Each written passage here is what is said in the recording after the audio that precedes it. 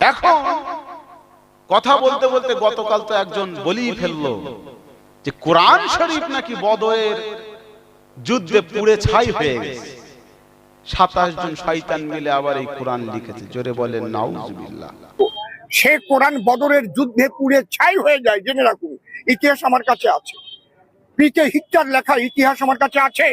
এবং তারপরে 27 জনের শয়তানের দল মিলে এই কোরআন লিখেছে এবং বারে বারে এই কোরআনের মধ্যে এমন এমন জিনিস ঢুকানো হয়েছে, বাচ্চাদের শেখানো হচ্ছে, এ মুসলমানগণ, অমুসলমানদের যেখানে পাইবে সেখানে বন্দী করিবে, নির্মম ভাবে হত্যা করিবে। কোরআনে লেখা আমার কাছে আছে কোরআন। ওরা চ্যালেঞ্জ করুক, আমার কাছে কোরআন আছে, তাদের কোরআন। এই ছেলেরা সোশ্যাল নেটওয়ার্কে শুধু সারাদিন ছেলে মেয়ে নিব্বা নেব্বি, তাদের ভিডিও দেখো, তাদের রিল দেখো। একবারও দেখেছো যে আমাদের উপরে কি আসতে চলেছে? কেউ একজন কোথাকার আরএসএস এর লোক, সে একজন কোথাকার বিধায়ক, কি একটা সরকার নাকি একটা নাম, সে বলে দিয়েছে এরকম কথা, বলছে এ কোরআন সে কোরআন নয়। আমি মনে করি উতুল্লিম বাদা যালিকা জানিম, আল্লাহ নিজেই ঘোষণা করে দিয়েছেন যে এদের জন্মের সূত্রপাতটা দেখো, এদের জন্ম ঠিক নাই, এদের জন্ম ঠিক নাই। আমি ওয়াসিম সরকারকে পরিষ্কার বলবো, তোমার মা যদি চিন্তা থাকে তোমার মাকে জিজ্ঞাসা করে দেখো। খোদার কসম, খোদার কসম, খোদার কসম করে বলি, ও কোনোদিন ভালো সন্তান হতে পারে না, কোনোদিন ভালো সন্তান হতে পারে না। কোরআন নিয়ে এত বড় কথা, আল্লাহ নিজে বলছেন ইন্না নাহনু নাযালনা যিকরা ওয়া ইন্না লাহু লাহাফিজুন। এই কোরআন আমি আল্লাহ আমার পাঠানো কোরআন, আর এই কোরআন আমি আল্লাহ এর হেফাজতের দায়িত্ব আমার নিজের। একবার জোরে হবে না? যেখানে আল্লাহ নিজে দায়িত্ব নিয়েছে, আমার মতো হুজুর কেন, 1000 ওলি আউলিয়া কেন, কোন সাহাবায়ে কেরাম রাদিয়াল্লাহু তাআলা আলাইহিম আজমাইন, তারা পর্যন্ত একটা অক্ষর পর্যন্ত সরাতে পারেনি। তোমার মতো গন্ড মূর্খ মার্কা, মানে কি বলবো, বেহায়া নারীর সন্তান তুমি, একটা বড় বেহায়া। তুমি কোরআন সম্বন্ধে এত বড় কথা বলে দিলে, আর আমরা মুসলমান এখন চুপ করে আছি। তোমার ভিতরে ঈমানই নাই, তুমি চুপ করে থাকো, তোমার ভিতরে ঈমান নাই। আল্লাহ আল্লাহ রাসূলের সম্বন্ধে যারা গুস্তাখি করে, তোমার শরীরের ভিতরে সামান্য কম্পনটুকু হয় না, তুমি কোন ব্যাঙের মতো চুপচাপ বসে থাকো। কথা বললে তো আমার টিআরপি নষ্ট হবে, কথা বললে তো আমাকে জেলে যেতে হবে, কথা বললে তো আমার পার্টির থেকে আমার উপরে প্রেসার আসবে। তোমার ভিতরে ঈমানই নেই। কি নেই? ঈমান নেই। তুমি যাবে ইমাম মেহেদীর দলে, কি ইমাম মেহেদী আলাইহিস সালামের দলে এমনি চলে যাবে? অত সহজ নাই। যখন দাজ্জাল আসবে না, আগুন তার হাতে দেখেই অমনি সবাই আপনি আমাদের প্রভু, আমি আপনাকে প্রভু বলে মানি, সব ছুটতে থাকবে। কত আমি আমি আমি এত আলেম হয়েছি, আমি বুজুর্গ হয়েছি, আমি এত বড় পীর হয়েছি, আমি এত বড় মুফতি হয়েছি, আমরাও হয়তো দাজ্জালের পিছনে লাইন দিয়ে বসে থাকবো। কথা ঠিক না ভুল বলছি? ঈমান কথা বলবে, ঈমান কথা বলবে, দুটো দিক, একটা দাজ্জালের দিক আর একটা ইমাম মেহেদী আলাইহিস সালামের দিক আলোচনা হবে। দরুদ শরীফ পড়েন, আল্লাহুম্মা সাল্লি আলা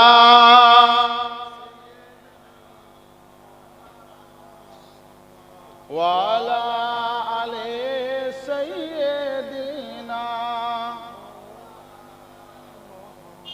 আল্লাহুম্মা সাল্লি আলা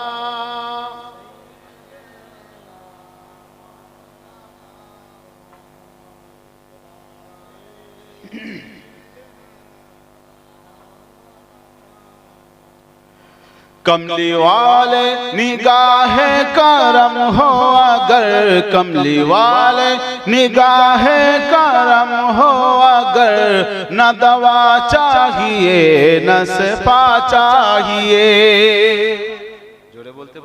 আমি ওয়াসিম সরকারকে পরিষ্কার বলবো, তোমার মা যদি চিন্তা থাকে তোমার মাকে জিজ্ঞাসা করে দেখো। খোদার কসম, খোদার কসম, খোদার কসম করে বলি, ও কোনোদিন ভালো সন্তান হতে পারে না, কোনোদিন ভালো সন্তান হতে পারে না। কোরআন নিয়ে এত বড় কথা, আল্লাহ নিজে বলছেন ইন্না নাহনু নাযালনা যিকরা ওয়া ইন্না লাহু লাহাফিজুন। এই আর এই কোরআন আমি আল্লাহ এর হেফাজতের দায়িত্ব আমার নিজের। একবার জোরে হবে না? যেখানে আল্লাহ নিজে দায়িত্ব নিয়েছে, আমার মতো হুজুর কেন, 1000 ওলি আউলিয়া কেন, কোন সাহাবায়ে কেরাম রাদিয়াল্লাহু তাআলা আলাইহিম আজমাইন তারা পর্যন্ত একটা অক্ষর পর্যন্ত সরাতে পারেনি। তোমার মতো গন্ড মূর্খ মার্কা, মানে কি বলবো, বেহায়া নারীর সন্তান তুমি, একটা বড় বেহায়া। তুমি কোরআন সম্বন্ধে এত বড় কথা বলে দিলে, আর আমরা মুসলমান এখন চুপ করে আছি। তোমার ভিতরে ঈমানই নাই, তুমি চুপ করে থাকো, তোমার ভিতরে ঈমান নাই। আল্লাহ আল্লাহ রাসূলের সম্বন্ধে যারা গুস্তাখি করে, তোমার শরীরের ভিতরে সামান্য কম্পনটুকু হয় না, তুমি কোন ব্যাঙের মতো চুপচাপ বসে থাকো। কথা বললে তো আমার টিআরপি নষ্ট হবে, কথা বললে তো আমাকে জেলে যেতে হবে, কথা বললে তো আমার পার্টির থেকে আমার উপরে প্রেসার আসবে। তোমার ভিতরে ঈমানই নেই। কি নেই? ঈমান নেই। তুমি যাবে ইমাম মেহেদীর দলে? কি ইমাম মেহেদী আলাইহিস সালামের দলে এমনি এমনি চলে যাবে? অত সহজ নাই। যখন দাজ্জাল আসবে না, আগুন তার হাতে দেখেই অমনি সবাই আপনি আমাদের প্রভু, আমি আপনাকে প্রভু বলে মানি, সব ছুটতে থাকবে। কত আমি আমি আমি এত আলেম হয়েছি, আমি বুজুর্গ হয়েছি, আমি এত বড় পীর হয়েছি, আমি এত বড় মুফতি হয়েছি, আমরাও হয়তো দাজ্জালের পিছনে লাইন দিয়ে বসে থাকবো। কথা ঠিক না ভুল বলছি? ঈমান কথা বলবে, ঈমান কথা বলবে। দুটো দিক, একটা দাজ্জালের দিক আর একটা ইমাম মেহেদী আলাইহিস সালামের দিক আলোচনা হবে। দরুদ শরীফ পড়েন, আল্লাহুম্মা সাল্লি আলা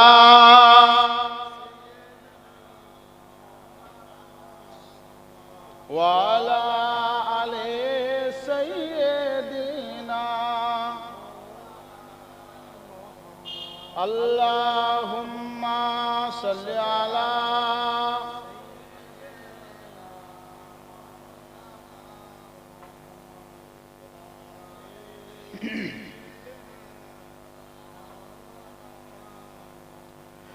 कमली वाले निगाहे करम हो, अगर कमली वाले निगाहे करम हो, अगर न दवा चाहिए न शफा चाहिए।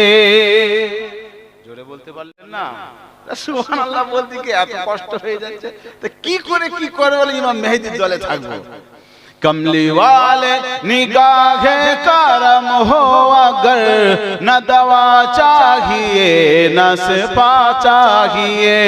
कमली वाले निगाहे करम हो, अगर कमली वाले निगाहे करम हो, अगर न दवा चाहिए न शफा चाहिए। मैं मरीज़ मोहब्बत हूँ, मुझको तो बस एक नजर या हबीबे खुदा चाहिए, एक नजर या हबीबे खुदा चाहिए। कमली वाले निगाहे करम हो, अगर न दवा चाहिए न शफा चाहिए। अब तो हो नजर रहमत मेरे मुस्तफा, अब तो हो नजर रहमत मेरे मुस्तफा। आखिरी वक्त है तेरे बीमार का, आखिरी वक्त है तेरे बीमार का। कुछ भी इसके सिवा मैं नहीं मांगता, कुछ भी इसके सिवा कुछ नहीं मांगता। तेरे दामन की ठंडी हवा चाहिए। जोरे बोलते बोले ना, तेरे दामन की ठंडी हवा चाहिए। कमली वाले निगाहे करम हो, अगर न दवा चाहिए न शफा चाहिए। तू ही ईमान से हमको ऐसे बता, तू ही ईमान से हमको ऐसे बता। किससे मांगे भला मुस्तफा के सिवा। जोरे बोलते बोले ना, तू ही ईमान से हमको ऐसे बता, किससे मांगे भला मुस्तफा के सिवा। अंबिया भी पुकारेंगे महशर का दिन, अंबिया भी पुकारेंगे महशर का दिन। मुस्तफा चाहिए, मुस्तफा चाहिए। कमली वाले निगाह करम हो अगर, न दवा चाहिए न शिफा चाहिए। अल्लाहुम्मा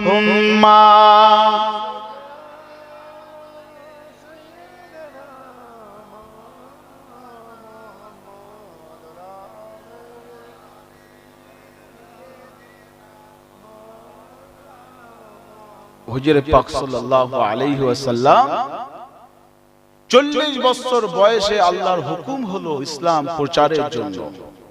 কত বছর বয়স? 40 বছর। বেঁচে ছিলেন কত বছর? জোরে বলে। 63 বছর বেঁচে ছিলেন। প্রথম 17 বছরে একটা সংগঠন করেছিলেন। সংগঠনটার নাম কি বলতে পারেন? হিলফুল ফুজুল, একটা সংগঠন। যে সংগঠনের কাজ হলো মজলুম মানুষের পাশে দাঁড়ানো, জালিমের বিরোধিতা করা, অসহায় মানুষের পাশে দাঁড়ানো এবং তাদেরকে সাহায্য সহযোগিতা করা এবং মহিলাদের নিরাপত্তা দেওয়া। মহিলাদের নিরাপত্তা দেওয়া। বয়স কত ছিল রাসূলুল্লাহর? 17 বছর বয়স। কত বছর? 17 থেকে 40 পর্যন্ত কয় বছর হয়?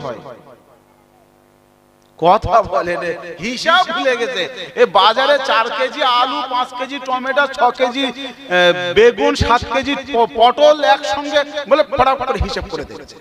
আর এখানে 17 40 হিসাব করতে বলতে আঙুল গুনতেছে। 23 40 থেকে 63 কয় বছর? মাথায় ঢুকছে? আল্লাহ রাসূলের জিন্দেগি পুরোটা আল্লাহর তরফ থেকে ক্যালকুলেশন করা, কিভাবে কি করবে। তাহলে 17 থেকে 40 পর্যন্ত আল্লাহ রাসূল শুধু এলাকা ভিত্তিক শুধু কাজ করেছেন, মানুষের কাজ। কিসের কাজ? মানুষের কাজ। মানুষের পাশে দাঁড়ানো, মানুষের খেদমত করা, মানুষকে বোঝানো যে আমরা মানুষ, আমরা পশু নই যে আমাদেরকে যেখানে সেখানে মারবে, আমাদেরকে যেখানে সেখানে গুড়িয়ে দেবে, যেখানে সেখানে লাথি ঝাঁটা খেতে হবে। 17 বছর থেকে 40 পর্যন্ত আল্লাহ রাসূল এই কাজ করলেন, মানুষ তৈরি করার কাজ করলেন। আবার 40 থেকে 63 পর্যন্ত ওই বাকি 23 বছর আল্লাহ রাসূল দ্বীনের কাজ করলেন। একবার জোরে হবে না সুবহানাল্লাহ। তাহলে যুবক ছেলে যারা আছে তাদের প্রতি ঈমানি দায়িত্ব হলো তোমাদেরকে দেখতে হবে জুলুম কোথায় হচ্ছে, মজলুম কোথায়, মজলুমের পাশে দাঁড়িয়ে যেতে হবে, ভয় পেলে হবে না। যেখানে যেখানে যখনই ইসলামের উপরে কেউ আঘাত হানতে আসবে তখনই 17 থেকে 40 পর্যন্ত এই যুবকরা আগিয়ে গিয়ে দাঁড়াবে। বলেন ইনশাআল্লাহ। আল্লাহ রাসূল যেদিন নবুয়ত পেলেন সেই দিন আবু বকর বাড়িতে ছিল না। আবু বকর কোথায় ছিল না? বাড়ি ছিল না। আর রাসূলুল্লাহর সবচাইতে কাছের বন্ধু, প্রাণ প্রিয় বন্ধু ছিল কে? আবু বকর সিদ্দিক। কে ছিল? আবু বকর ছিল। আবু বকর শাম দেশে গিয়েছিল ব্যবসার জন্য। কিসের জন্য? ব্যবসার জন্য। ব্যবসার জন্য শাম দেশে গেলেন, ব্যবসা করছেন। রাত্রে বেলা ঘুমিয়ে আছেন, হঠাৎ করে দেখছেন আকাশে চাঁদ আমার কোলে চলে এসেছে। সুবহানাল্লাহ। আকাশের চাঁদ আমার কোলে চলে এসেছে। আর আবু বকর সিদ্দিক রাদিয়াল্লাহু তাআলা আনহু তিনি ওই চাঁদটাকে একটা ভালো করে ওন্নার ভিতরে করে মুড়ি করে বুকের ভিতরে আগলে রেখেছে। জোরে হবে না? আবু বকর শাম দেশ থেকে ফিরলেন 4-5 দিন পর, 4-5 দিন পরে বাড়ি ফিরলেন। বাড়ি ফেরার পরে দেখলেন বাড়ি সবাই কুরাইশরা বলা বলি করছে যে হযরত মুহাম্মদ সে নতুন ধর্ম প্রচার করতে লেগেছে। গভীর রাত আবু বকর আল্লাহ রাসূলের বাড়ির সামনে এসে হাজির। ভাই মুহাম্মদ সাল্লাল্লাহু আলাইহি ওয়াসাল্লাম, শুনলাম আপনি নাকি নতুন ধর্ম প্রচার করছেন। নতুন ধর্ম? আল্লাহ রাসূল বলেন নতুন ধর্ম নয়। কে বলল ইসলাম নতুন ধর্ম? সমস্ত নবীদের কলেমা একটাই ছিল, লা ইলাহা ইল্লাল্লাহ। আমিও সেই কলেমা প্রচার করছি, যেটা মধ্যখানে 600 বছর, যেটা মধ্যখানে কোন নবী রাসূল না আসার কারণে জাহিলিয়াতের যুগ হয়ে গিয়েছে, সেইটাকে আবার নতুন করে ঘষা মাজা করছি। আমার আগমনের কথা আল্লাহ তাআলা প্রত্যেকটা আসমানি কিতাবের ভিতরে লিপিবদ্ধ করে দিয়েছিলেন। জোরে হবে না সুবহানাল্লাহ? সেই কিতাবের উপরে রেখে আল্লাহর হুকুম হয়েছে, তাই আমি আবার ইসলাম প্রচার করছি। আমি হলাম আখেরি পয়গম্বর নবী হযরত মুহাম্মদ মুস্তাফা সাল্লাল্লাহু আলাইহি ওয়াসাল্লাম। আবু বকর মুচকি হাসলেন। প্রথমে সবারই বিশ্বাস হবে না ব্যাপারটা। আমি যদি হঠাৎ করে কিছু একটা বলি বিশ্বাস হয়ে যাবে? অত সহজ নয়। বলি আমি আল্লাহর ওলি মানুষ, এমনিতেই মানুষ বিশ্বাস করে না, আর আল্লাহর ওলি বলি তো বিশ্বাসই করে না। বলে ভাই তাহলে আপনি একটা কাজ করেন, আমি শুনেছি নবী রাসূলুল্লাহ তারা গায়বের খবর টুকটাক একটু বলতে পারে, তা তোমার ভিতরে যদি কোনো মুজিজা থাকে এরকমটা আমাকে বলেন, আমি যাতে বিশ্বাস করি। আল্লাহ রাসূল আবু বকরের দিকে তাকিয়ে বললেন, ভাই আবু বকর, তুমি আমি যদি একটা মুজিজা বলি তোমাকে, তুমি বিশ্বাস করলে যদি সত্য হয়ে থাকে তুমি কি কলেমা পড়বে? ইনশাআল্লাহ। আল্লাহ রাসূল বললেন, ভাই তুমি সামদেশে গিয়েছিলে, গভীর রজনীতে তুমি একটা স্বপ্ন দেখেছিলে, আসমান থেকে চাঁদ নিচে নেমে এসেছে, আর সেই চাঁদটাকে তুমি একটা চাদরে মুড়ে বুকের ভিতরে আগলে নিয়ে রেখেছিলে। আবার তারপরের দিন তুমি ওই স্বপ্নের কথা একটা পাদ্রীকে বলেছিলে। পাদ্রী তখন কি বলেছিল? একজন নবীর আগমন এই দুনিয়ায় ঘটবে, আর তুমি আবু বকর তুমি সেই নবীর প্রধান সঙ্গী সাথী হবে। একবার জোরে হবে না? আবু বকর বললেন, ইয়া রাসূলুল্লাহ হাবিবাল্লাহ, আমার আর দ্বিতীয় কোনো মুজিজা লাগবে না, এতেই যথেষ্ট। একবার জোরে বলেন সুবহানাল্লাহ। এর নাম হলো ঈমান। আবু বকর সিদ্দিক রাদিয়াল্লাহু তাআলা আনহু বলেন, ইয়া রাসূলুল্লাহ, ইয়া হাবিবাল্লাহ, ও শফিউল মুজনাবিন ওয়া রাহমাতুল লিল আলামিন, আমি শাম দেশে গিয়েছিলাম। আমি শাম দেশে যাওয়ার পরে আমি যখন স্বপ্নটা দেখেছিলাম, আমার স্বপ্নের মধ্যে তো আপনি রাসূলুল্লাহ আসেননি। আমি যখন সকাল হয়ে গেল ভাবতে লাগলাম, জানি না এমন স্বপ্ন তো কোনোদিন দেখিনি। আজকের এই স্বপ্নের কথাটা কাউকে বলার দরকার। আমি আবু বকর থাকতে না পেরে আমি একজন খ্রিস্টান পাদ্রীর কাছে চলে গেলাম। ওই পাদ্রী আমাকে বলেছিল একজন নবীর আগমন দুনিয়ায় ঘটবে, তার মুজিজা থাকবে, অপরিসীম মুজিজা থাকবে, তিনি আখেরি পয়গম্বর হবে। এই দুনিয়ার জমিনে আবারও আল্লাহর ইবাদত বندگی শুরু হয়ে যাবে। ইয়া রাসূলুল্লাহ হাবিবাল্লাহ, তখনও তো আপনি ছিলেন না, আমি আজকেই সবেমাত্র ফিরলাম। এই খবরটা আমার আগে আপনার কাছে পৌঁছানো কখনোই সম্ভব না।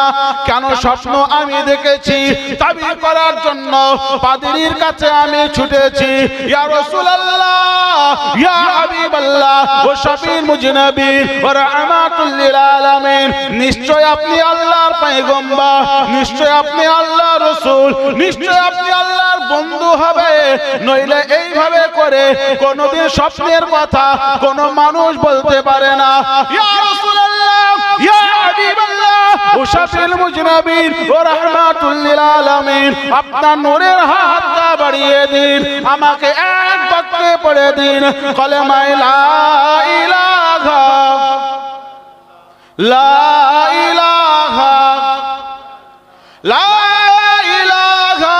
ইল্লাল্লাহু মুহাম্মাদুর রাসূলুল্লাহ সাল্লাল্লাহু আলাইহি ওয়াসাল্লাম।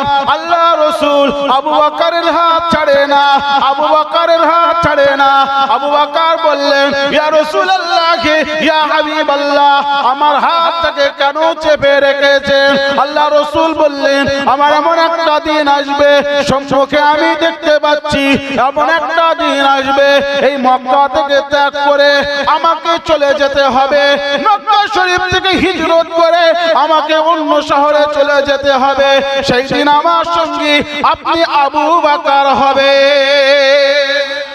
আর একটু জোরে এই মধ্যখানের বাচ্চা কাচ্চাগুলো খুব বদের, কিচ্ছু বলে না, ওরা এখন ফোন দেখতে মনে হয় নাকি, কলেমা শরীফও পড়ে না, সুবহানাল্লাহটাও পড়ে না। একটু জোরে বলো না সুবহানাল্লাহ। ও আবু বকর শুধু তাই নয়, কিয়ামতের ময়দানে কঠিন হাসরের দিনে সবাই যেদিন নফসি নফসি করতে থাকবে, সবাই যেদিন কিয়ামতের ময়দানে মাথার আধা উপরে সূর্য নেমে আসবে, মাথার ঘিলুগুলো টকবক টকবক করে ফুটতে থাকবে, কোনো আকেরা থাকবে না, কোনো ছায়া থাকবে না, কেবলমাত্র আল্লাহ পাকের আরশ পাকের ছায়া ছাড়া দ্বিতীয় কোনো ছায়া থাকবে না।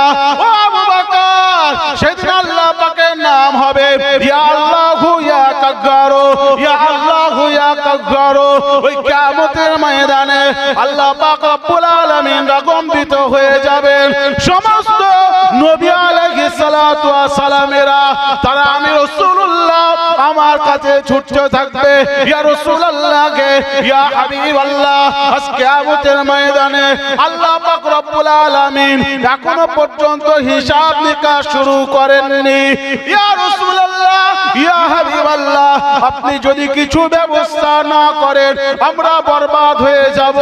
আজ কিয়ামতের ময়দান 50,000 বছরের একটা দিন হবে, 50,000 বছরের দিন হবে। আল্লাহ পাকের নাম হবে ইয়া আল্লাহু ইয়া কাগ্গারু। আল্লাহ পাক কোরআন শরীফের মধ্যে বলেন, ইয়াউমা ইয়াফিরুল মারউ মিন আখি ওয়া উম্মিহি ওয়া আবিহি ওয়া সাহিবাতিহি ওয়া বানি। কিয়ামতের ময়দানে এমনকি মা বাপ সন্তানের হবে না, ভাই ভাইয়ের হবে না, ভাই বোনের হবে না, স্বামী স্ত্রীর হবে না, স্ত্রী স্বামীর হবে না, কিয়ামতের ময়দানে কেউ কারণ হবে না। সেই দিন আবু বকর আল্লাহ পাক রব্বুল আলামিন রাগম্বিত হয়ে থাকবেন। ও আবু বকর, ওই কিয়ামতের ময়দানে আল্লাহ পাক রব্বুল আলামিনকে খুশি করার জন্য যে মানুষটাকে আমি রাসূলুল্লাহ আগে পাঠাবো হিসাবের জন্য, সেই মানুষটা অন্য কেউ নয়, সেই মানুষটা তুমি আবু বকর হয়ে যাবে। জোরে হবে না সুবহানাল্লাহ। আল্লাহ রাসূল কলেমা পড়িয়ে মুসলমান করিয়ে দিলেন। আবু বকর ইসলামের ছায়া তলে চলে আসলো, জীবনে যা কিছু উপার্জন করেছিল ইসলামের জন্য সব কুরবান করে দিলেন। জোরে হবে না সুবহানাল্লাহ। আজকের এই জলসা মাহফিল হচ্ছে, অনেক মানুষের কষ্ট হয়, হয় কি হয় না? তারা কি অন্য ধর্মের লোক? হ্যাঁ, তারা কি অন্য ধর্মের? তারা তো এই ধর্মের, তাদের আবার কষ্ট হয়। মাইক বাদিস কেন? ঘুম হয় না, বলে কি বলে না? এদিকের লোক বলে, আমি অন্য জায়গার কথা বলছি, এদিকের লোক তো আল্লাহর ওলি মানুষ, এদিকে সমস্যা নেই। মাইক বাদিস কেন? একদিন জলসা হবে, হয়তো দুদিন মাইক বাঁধছে, তোদের মাথা খেয়ে দিয়ে কাজ কাম নেই, আমার বাড়ির সামনে মাইক বেঁধেছি, খোল, কষ্ট হয়। আবার দেখবেন 1 সপ্তাহ 2 সপ্তাহ 15 দিন ধরে রাস্তায় মাইক চলতেছে, চলে কি চলে? চলুক, কষ্ট, আমার কষ্ট নেই। বারাসাতের দিকে গেলে অটোমেটিক ডিজের আওয়াজ কানে আসে না, আসে না, তাদের কোনো সমস্যা হয় না, ওখানেই ব্যবসা করছে, ওর ভিতরেই মালজাল বিক্রি করছে, ওর ভিতরে দরদাম হচ্ছে ওই ডিজের মধ্যে, হয় কি হয় না? কোনো কষ্ট নেই। মাইক চললে জলসার প্রবলেম হয়, এখানকার মানুষের হয় না, আমি এখানকার কথা বলছি না, হয়। তা এই জলসা হয়, ইমানে আমাদের কতটা মজবুত একদিন আমরা সহ্য করতে পারি না। আবার আমাদের ইমান এত মজবুত হয়ে যাচ্ছে, এত মজবুত হয়ে যাচ্ছে যে আজকের আমাদের ইমান রাখা বড় দায় হয়ে যাচ্ছে। আল ঈমানু বিদ'উন ওয়া সাবউনা শু'বাতান ফাআফদালুহা কাওলু কি লা ইলাহা ইল্লাল্লাহ, সবচাইতে উত্তম কি? লা ইলাহা ইল্লাল্লাহ ওয়া আদনাহা। এর মধ্যে অনেক কিছু আছে। লা ইলাহা ইল্লাল্লাহর মধ্যে আমরা বলি না, এখন নতুন বউ বাড়ি এসেছে, এখন কবুল বলতে হয়েছে না হয়নি?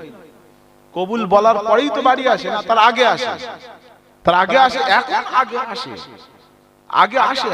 এখন বিয়ের আগেই বৌমা এসে ঘুরে যাচ্ছে আন্টি আন্টি করে, শাশুড়ি আন্টি আন্টি করে এসে ঘুরে যাচ্ছে, আবার ছেলেটা মেয়ের বাড়ি চলে যাচ্ছে। এদিকে ছেলে পেলে নেই, আমি অন্য জায়গার কথা বলছি, কারণ আমার বাড়ি যেতে হবে। তো আবার বলা যায় না রাস্তার মোড়ের মাথা যদি ধরে বলে কি ব্যাপার তুমি আমাদের ব্যাপারে কথা বলো, এদিকের মানুষ না, এদিকের মানুষ সব আল্লাহর ওলি। তারপরে চলে যাচ্ছে, মেয়ের মায়ের কাছে গিয়ে বলছে আন্টি ভালো আছেন, আমি আপনার মেয়েকে ভালোবাসি। ওপেন বলে দিচ্ছে আমাদের বিবাহের ব্যবস্থা করুন। কি করো বলছে, আমি কিছু করিনি, ওই রাস্তার ধারে বসে বসে গাঁজা খাই।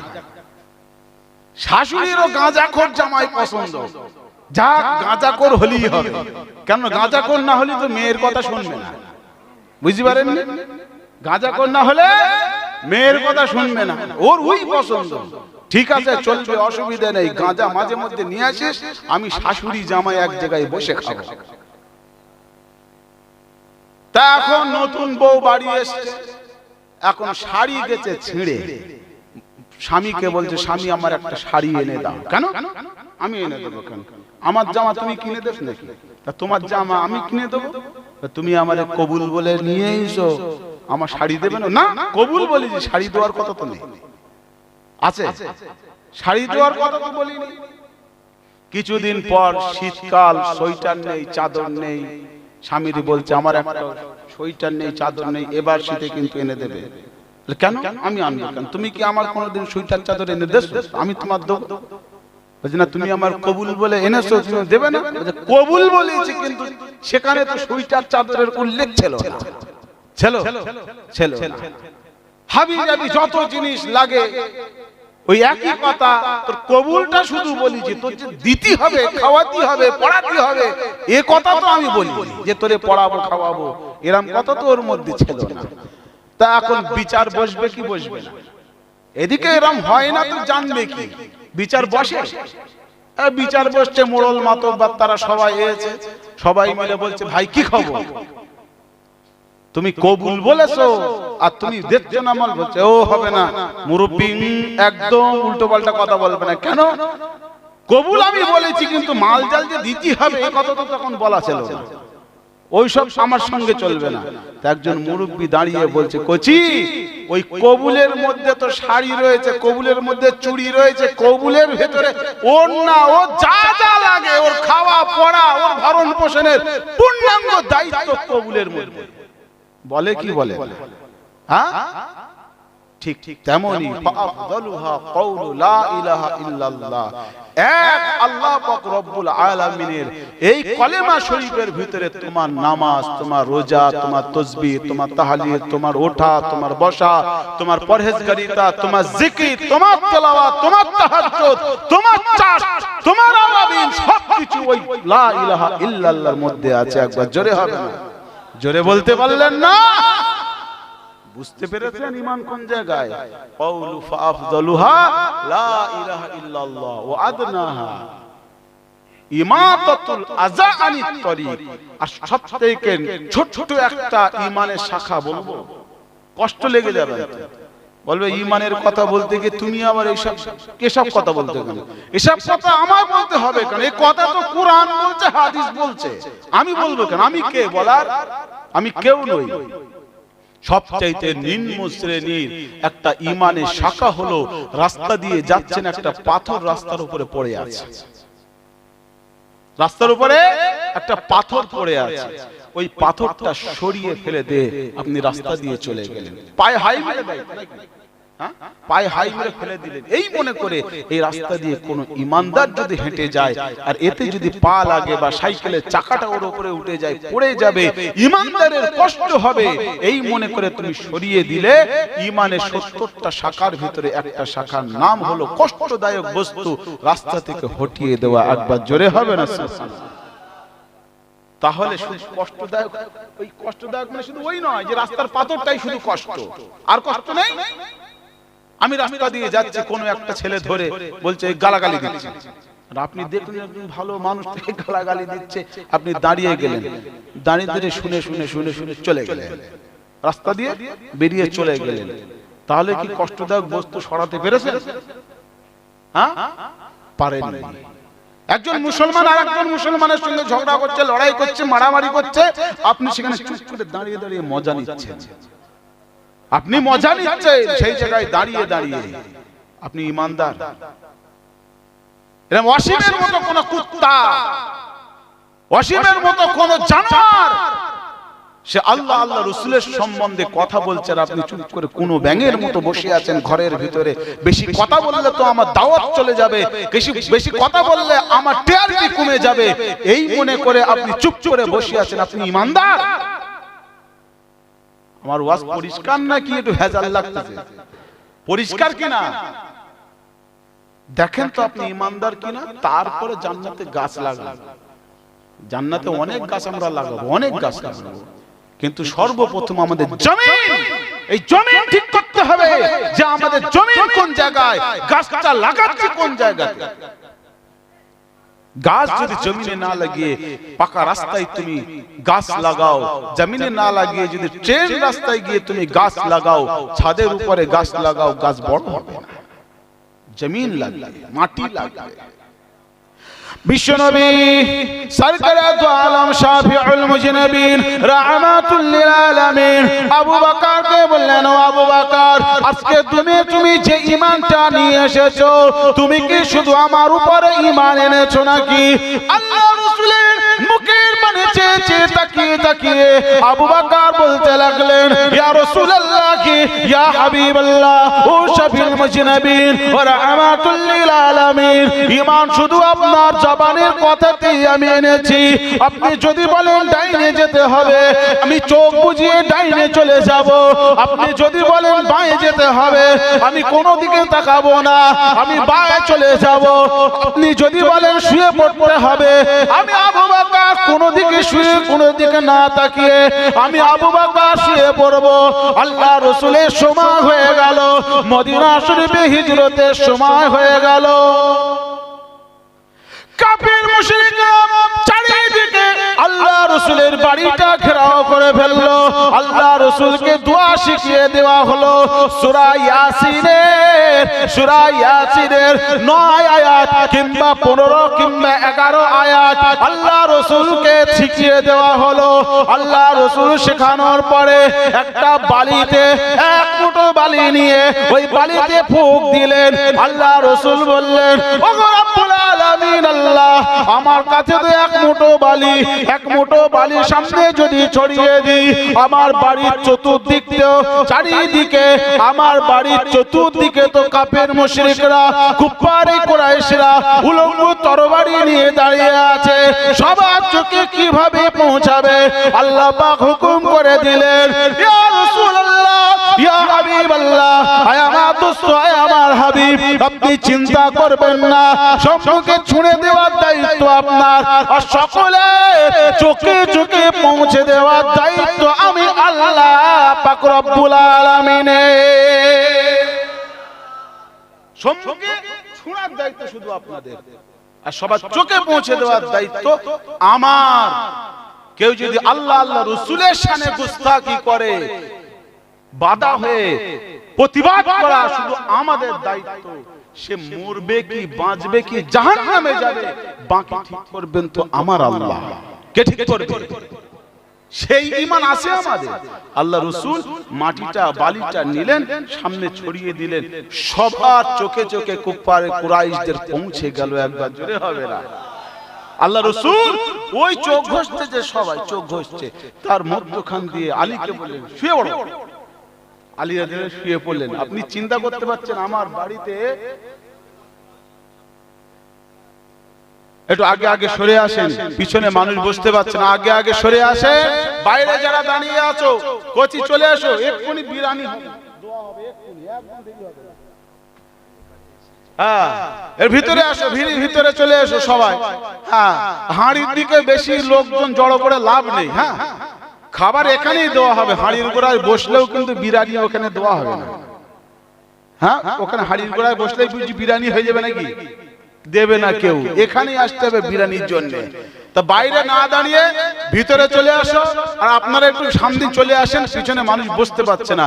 জিকির করেন লা ইলাহা ইল্লাল্লাহ, আগে আসে লা ইলাহা, মাশাআল্লাহ,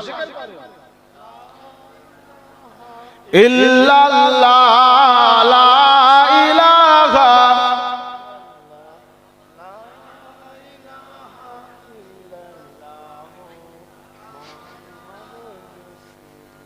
লা ইলাহা, পড়েন জোরে জোরে পড়েন। মধ্যিখানে ফাঁকা কেন? শীতে তো একবার বসে গেছে আর উঠতেই চাচ্ছে না, জায়গা গরম হয়ে গেছে। সামনের জায়গাটা ধরেন, ওখানে একজন বসছিল, সেখানেও গরম আছে, অসুবিধা নেই, বসে। আমাকে যদি বলে ভাই উঠে একটু পিছনের দিকে বসো, আমি নিজে উঠবো না, উঠবো, জায়গা বেশ গরম হয়ে গেছে, আর উঠতে পারবো না এখান থেকে। আর আপনাদের কি করে বলি, যাদের অসুবিধা হবে ভাই একটুখানি ফাঁক করে সামনের দিকে চলে আসে। জিকির করেন লা ইলাহা,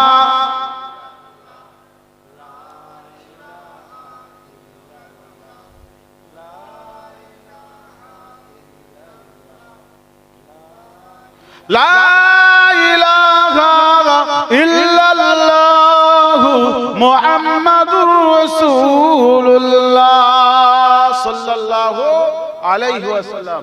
তা রাসূলের যে বেডটা ছিল, বেডটাই ঘুমিয়েছে কে? কাকে শোয়ালো? আলী রাদিয়াল্লাহু তাআলা। কাকে? আলীকে। এখন আলীকে শোয়ানো হলো। আপনি চিন্তা করেন, আমার বাড়ির চতুর্দিকে সবাই মিলে লাঠি সোটা নিয়ে দাঁড়িয়ে রয়েছে, আর আমি এর বলতেছি এদিকে আয়, আমার বিছানায় কম্বল চাপাতে তুই শো। ও শোবে? কি মনে হচ্ছে শোবে? বলে মাথা খারাপ, ওই চাদরের উপর দিয়ে মেরে দেবে, নাই বন্দুক নাই কিছু না, একটা বড় বড় বোম মেরে দেবে। হ্যাঁ, পটকা ফটকা ঝাউ কাটা মেরে দিয়ে খবর করে দেবে, ওর জীবনে শোবে না। আলী বলছে আল্লাহ রাসূল আমাকে যখনই বলেছে আলী তুমি আমার বেডে শুয়ে পড়ো, আমি আলী এক সেকেন্ড দেরি না করে ওই বেডে শুয়ে পড়লাম। একবার জোরে হবে না? আল্লাহ রাসূল যখন আমাকে এখানে শুতে বলছে, এর চাইতে বড় নিরাপদ আর কিছুই হতে পারে না। জোরে হবে না? সুবহানাল্লাহ। আলী বলছেন যে আমার জীবদ্দশায় বহুদিন আমি ঘুমিয়েছি, বছরের পর বছর বাড়িতে ঘুমিয়েছি, মসজিদে নববীতে ঘুমিয়েছি, জান্নাতুল বাকির দিকে ঘুমিয়েছি, এ সাহাবীর বাড়ি ঘুমিয়েছি, খেজুর তলায় ঘুমিয়েছি, বাগানে ঘুমিয়েছি, গাছের তলায় আমি ঘুমিয়েছি, কিন্তু আমার জীবনের শ্রেষ্ঠ ঘুম হলো ওই ঘুমটা যেদিন মুআম্মারাতুল কুরাইশরা চক্রান্ত করে যেদিন আল্লাহ রাসূলকে শেষ করে দেবে, শহীদ করে দেওয়ার মনস্থির করে চতুর্দিক ঘেরাও করেছিল উলঙ্গ তরবারি নিয়ে, সেই দিন আল্লাহ রাসূলের বেডের উপরে শুয়ে আমি আলী এতটা শান্তি সুকুন আরাম মেহসুস করেছি, আমার জীবদ্দশায় আর কোনোদিন আমার ঘুমের প্রয়োজন হয়নি। জোরে বলতে পারলেন না? শের খোদা হযরত আলী কাররামাল্লাহু ওয়াজহু, যার নাম দিয়েছিলেন রাসূলুল্লাহ আবু তুরাব। কি নাম দিয়েছিলেন? আবু তুরাব। ও কথা বলতে গেলে অনেক সময় চলে যাবে, যে কথাটা বলতেছি সেটা মিস হয়ে যাবে মধ্যখানে, এমনি মিস হয়ে যাচ্ছে মধ্যখানে। আমি তো সব কেটে ছেটে কথা বলছি, মেন উদ্দেশ্য জায়গা আসতে হবে। ইয়া রাসূলুল্লাহ, আপনি যদি ডাইনে যেতে বলেন ডাইনে, বাঁয়ে যেতে বললে বাঁয়ে, আপনি যদি শুয়ে পড়তে বললেন শুয়ে পড়বো, গাছে উঠতে বললে গাছে উঠে পড়বো, চোখ বুজিয়ে হাঁটতে বললে হাঁটতেই থাকবো। কে বলেছিল? বলতে পারেন কে বলেছিল?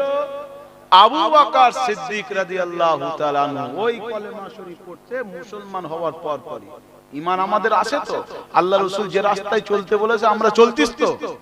হ্যাঁ, আমরা তো সবাই চলি, আমরা সবাই একদম রাস্তায় বার হলে শুধু সুন্নতি টুপি আর মুখে দাড়ি সব গড়ে, গাঁজাখোরটা যখন কিচ্ছু নেই আর রাস্তায়।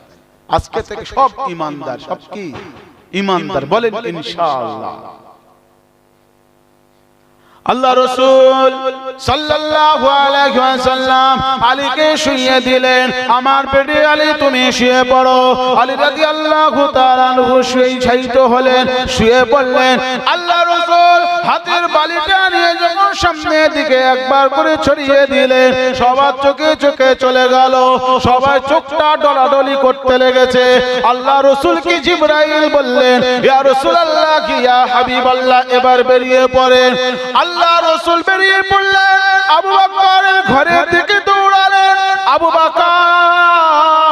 আবু বকর বলে, যদি আওয়াজ করি কুফারে কুরাইশরা শুনে ফেলবে, আওয়াজ শুনে পিছনে ধাওয়া করবে। কোন আবু বকরের শব্দ হবে না। আস্তে আস্তে করে আবু বকরের ঘরের কাছে গেলেন। আবু বকরের ঘরের কাছে গিয়ে আস্তে করে দরওয়াজা আস্তে করে ঠোকা দিলেন। আস্তে আস্তে, একদম আস্তে আস্তে, টুকুস করে ঠোকা। ছোট্ট করে একটু আওয়াজ করলেন, দরওয়াজায় আওয়াজ করে সাথে সাথে আবু বকর দরওয়াজা খুলে দিলেন। হাতে ব্যাগ আছে, হাতে পোটলা আছে, রেডি হয়ে আবু বকর দাঁড়িয়ে আছে। ইয়া রাসূলুল্লাহ কি ইয়া হাবিবাল্লাহ, লাব্বাইক লাব্বাইক ইয়া রাসূলুল্লাহ, আমি হাজির আছি। ইয়া রাসূলুল্লাহ বলেন, কি কাজ করতে হবে, কোথায় যেতে হবে? আল্লাহ রাসূল বললেন, ও ভাই আবু বকর, ও ভাই আবু বকর, খবরটা তুমি কোথায় পেলে, কিভাবে পেলে? আজকে দিনে হিজরত হবে, এই খবরটা তুমি কোথায় পেলে? আবু বকর বললেন, ইয়া রাসূলুল্লাহ হাবিবাল্লাহ, এই খবরটা তো আপনি দিয়েছিলেন। কবে দিলাম? ইয়া রাসূলুল্লাহ গে, ইয়া হাবিবাল্লাহ, ও শাফিল মুজনাবিন ওয়া রাহমাতুল লিল আলামিন, আজ থেকে 6 মাস আগে একদিন আপনি আমাকে বলেছিলেন, ও আবু বকর, সম্মুখে দিনটা আসছে, যে দিনের কথা আমি তোমাকে বলেছিলাম, কলেমা শরীফ পড়ার সময়, ঈমান আনার সময় মক্কা শরীফ থেকে হিজরত করে মদিনা শরীফে চলে যেতে হবে। সেই দিন কেউ আমার সঙ্গী হবে না, হবে না। সেই দিন আমার একমাত্র সঙ্গী আপনি আমার হবেন, নাম তার আবু বকর। ইয়া রাসূলুল্লাহ, ইয়া হাবিবাল্লাহ, ও শাফিউল মুজরিমিন রাহমাতুল লিল আলামিন, সেই দিন থেকে আমি আবু বকর সারা রাত ধরে ঘুমাই না, সারা রাত ধরে জেগে থাকি, গাটলি গুটলি গুছিয়ে নিয়ে মাথায় করে নিয়ে দাঁড়িয়ে থাকি। আপনি আমার বাড়িতে কখন আসবেন, আমার বাড়ির দরওয়াজায় এসে কখন আঘাত দেবেন, কখন ডাকবেন? ইয়া রাসূলুল্লাহ, আপনি যদি আমার বাড়ি থেকে ফিরে চলে যান, ইয়া রাসূলুল্লাহ, আমার বাড়ি থেকে যদি আপনি ফিরে চলে যান, আল্লাহ পাক রব্বুল আলামিন আমার উপরে নারাজ হয়ে যাবেন। আমি আবু বকরের ঈমানের কোনো দাম থাকবে না, আমলের কোনো দাম থাকবে না, এই জিন্দেগির কোনো দাম থাকবে না। আমার টাকা পয়সা, আমার ছেলে মেয়ে, আত্মীয় স্বজন, যা কিছু আছে আপনার কদমে যখন কুরবান করে দিয়েছি, আমি আবু বকর আপনার জন্য 6 মাস কেন, 6 বছর কেন, সারাটা জীবন যদি দাঁড়িয়ে দাঁড়িয়ে রাত পার করতে হয় 100 বার, আমি আবু বকর আমার রাসূলের জন্য সারা রাত জেগে থাকতে পারি। এই ছিল ঈমান। আর আমাদের ঈমান ঘুমিয়ে ঘুমিয়ে পায়। কি ঘুমিয়ে ঘুমিয়ে পায়? বয়স হয়ে যাচ্ছে, কত বছর বয়স? 35। নামাজ 60 বছরে। বয়স কত? 40। টাকা পয়সার মালিক কত? 20 কোটি। হজ 60 বছর পার হয়।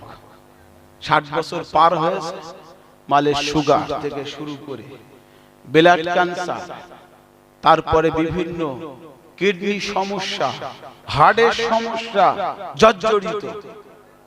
তখন বলছে, ভাই শরীর যা অবস্থা, আর পারছি না বাবু, কি করি, আর হচ্ছে না।